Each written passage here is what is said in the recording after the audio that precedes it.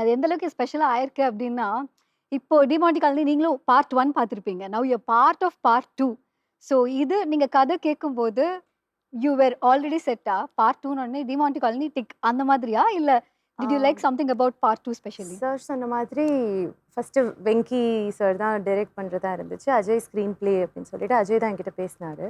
He send me the synopsis ஒரு ஸ்டோரியா ஒரு 3 page 4 பேஜ்க்கான இது கண்டென்ட்டாக மட்டும் அனுப்புனாரு. ஐ வாஸ் லைக் ஒரு படத்தில் ஃபீமேல் லீட்கான ஸ்பேஸ்னு ஒன்று இருக்குதுல்ல, அவங்க 2 பேரும் they've decided to give this responsibility on this character அப்படிங்கும்போது எனக்கு அதை மிஸ் பண்ணக்கூடாது அப்படின்னு தோணுச்சு. So I straight away said okay I'll be happy to be a part of it அப்படின்னு சொல்லிட்டு அதுதான் என்னுடைய that's where I join the film. இப்ப வந்து நம்ம வந்து அவங்க கிட்ட வந்து மானே தேனே பொன்மானேன்னு வந்து கேட்க போறோம். ஸோ யா எனக்கு வந்து அந்த கமர்ஷியல் ஃபேக்டர்ஸ் நான் மிஸ் பண்ணுறேன் அப்படின்லாம் இல்லை. எனக்கு இதை விட ஒரு ஒரு ஃபீமேல் லீட்க்கு ஒரு ஆக்டருக்கு என்ன தேவைப்படும் அப்படின்னு எனக்கு தெரியல. அதனால் I was 200% happy. And dance இல்லை அப்படிங்கிறது வந்து அதை விட happy. I was very happy to take that. அந்த வருத்தம்லாம் எனக்கு இல்லை, மனசு ஃபுல்லாக சந்தோஷம் தான் எனக்கு அது. நீங்க ஆக்சுவலி நிறைய படத்துல வெவ்வேறு கதாபாத்திரங்கள் பண்ணியிருக்கீங்க. இப்போ எஸ்ஜே சூர்யாவோட நடிச்சிருக்கீங்க அண்ட் தனுஷோட நடிச்சிருக்கீங்க. இந்த மாதிரி நிறைய ஆக்டர்ஸோட நீங்க நடிச்சிருக்கீங்க.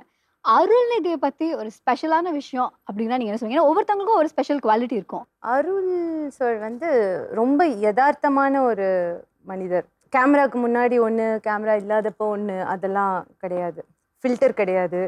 And I think he's very harmless. And அவர் அவர் பேசுகிற வார்த்தைக்கு பின்னாடி எந்த உள்நோக்கமும் இருக்காது. ரொம்ப நேர்மையான யதார்த்தமான ஒரு மனிதர். நான் நடிகர் அந்த இடத்துக்கே நான் போகல. சாதாரணமாக நம்ம செட்டில் பிஃபோர் கேமராவுக்கு முன்னாடி ஒரு ஒரு ரிலேஷன்ஷிப் இருக்கும் இல்லையா, அதை பற்றி நான் சொல்கிறேன். அண்ட் ஒரு லெவல் ஆஃப் சர்க்காசம் இருக்கும்.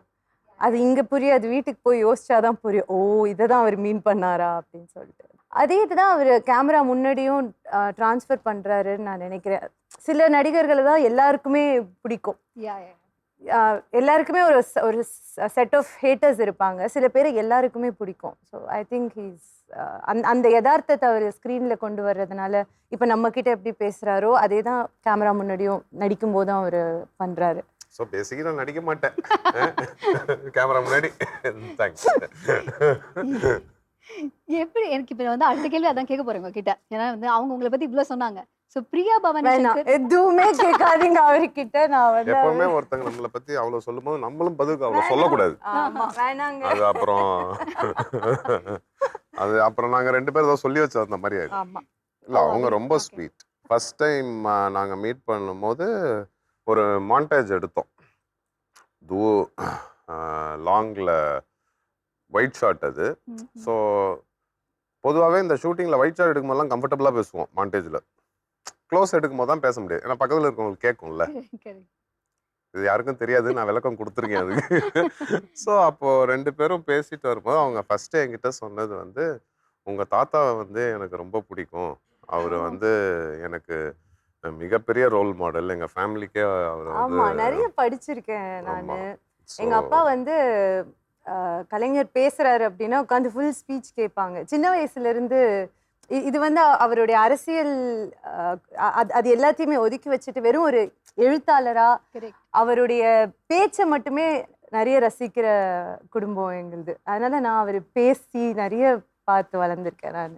அப்புறம் டிமாண்டி அவங்க இருக்காங்கன்னும் போது ரொம்ப எனக்கு ஹாப்பியாக இருந்துச்சு. அஜய் சொன்னாப்புல இது மாதிரி ரொம்ப கம்ஃபர்டபுளாக இருந்துச்சு. ஷூட்லலாம் வந்து நாங்கள் இது எடுத்தது எல்லாமே ஈவினிங் 6 to மார்னிங் 6 தான்.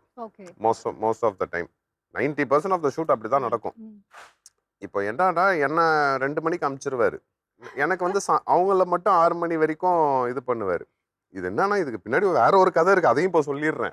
2 மணிக்கு என்ன அனுப்பிச்சிருவாரு. இவங்க வந்து என்கிட்ட வந்து சொல்லுவாங்க, இதுல அவங்கள பத்தி இதுல இருக்கிற நல்ல விஷயங்களும் ஒரு நல்லது கேட்டீங்க, பட் எல்லாத்தையும் இதெல்லாம் சொல்லிடுறேன், இதுல எது நல்லது நீங்களே சொல்றேன், நீங்க நல்லது. ஆமா.